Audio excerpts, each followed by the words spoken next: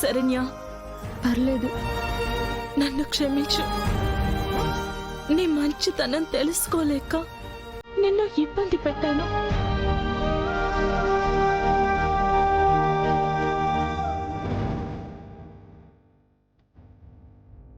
నీ నుంచి దర్శన్ని దూరం చేయాలని ప్లాన్ చేశాను.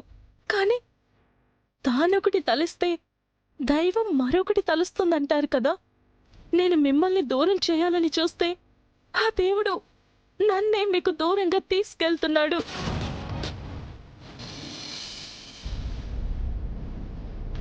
లేదు సమీరా, అలా మాట్లాడకు.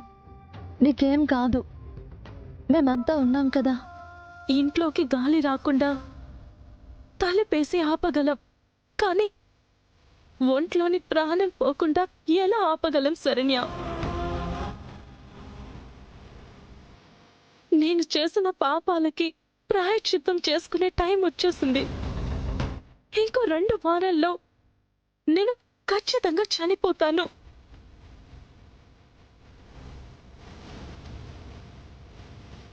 బ్రతకాలన్న ఆశ కూడా లేదు.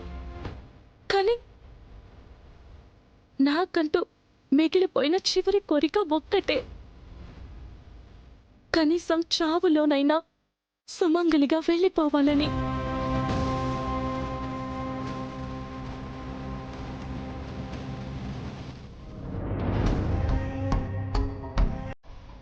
అందుకే కొంచెం కష్టమైనా దర్శన్ని నా మెడలో తాళి కట్టమని చెప్పాను. తను నీ పర్మిషన్ కోసం నీ దగ్గరకొచ్చాడు.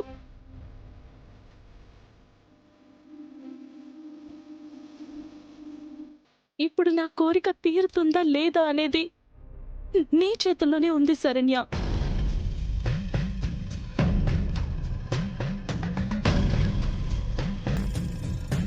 నువ్వు సరే అంటే దర్శన్ చేత నా మెడలో తాళి కట్టించుకొని సుమంగలిగా సంతోషంగా వెళ్తాను. లేదంటే కోరిక తీరని ఆత్మలా అటు పైకి వెళ్ళలేక ఇటు కిందకి రాలేక ఏ అడవుల్లోనూ తిరిగేస్తాను.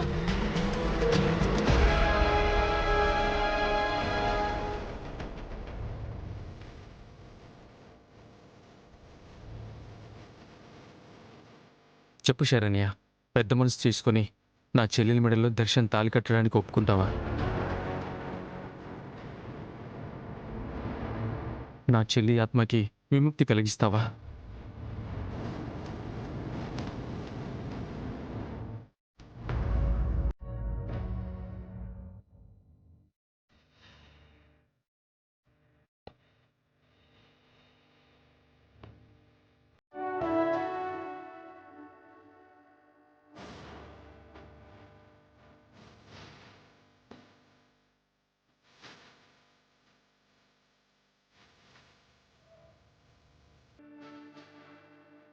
సమీర పరిస్థితి చూస్తుంటే జాలేస్తోంది.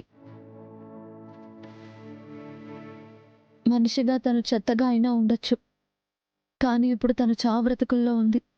తన కోరిక తీరాలంటే దర్శన్ గారి చేత తాళి కట్టించాలి. ఇప్పుడు నేనేం చేయాలి?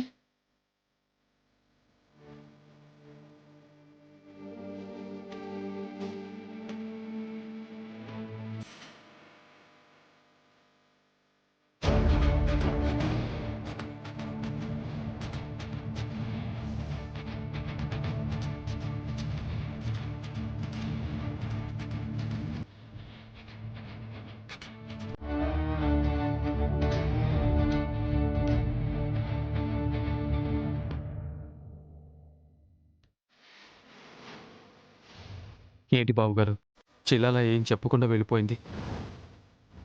అలా వెళ్ళిపోయింది అంటే నీకింకా అర్థం కాలేదా అన్నయ్య? సరే, నీకు దర్శన్ చేత నా మెడలో తాళి కట్టించడం ఇష్టం లేనట్టుంది.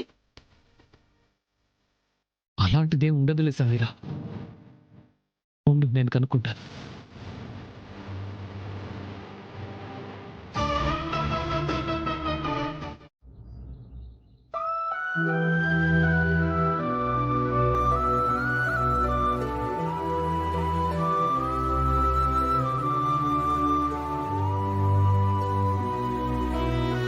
దర్శన్ని నా మెడలో తాళి కట్టమని చెప్పాను. ఇప్పుడు నా కోరిక తీరుతుందా లేదా అనేది నీ చేతుల్లోనే ఉంది శరణ్య.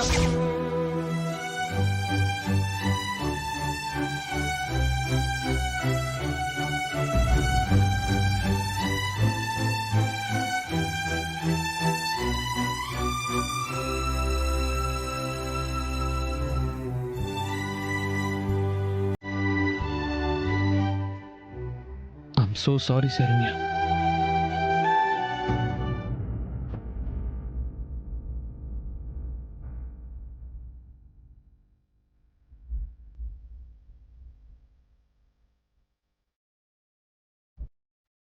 సమీర గురించి నీతో ముందే ఈ విషయం చెప్తే నా మాట తప్పుగా తీసుకుంటావేమో అనిపించింది. అందుకే వేరే ఎవరో ఫ్రెండ్ అని అబద్ధం చెప్పాను.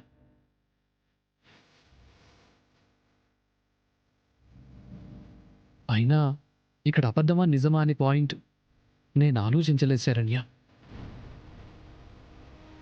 సమీర గురించి న్యాయంగా ఆలోచించాల్సిన బాధ్యత నాపై ఉంది.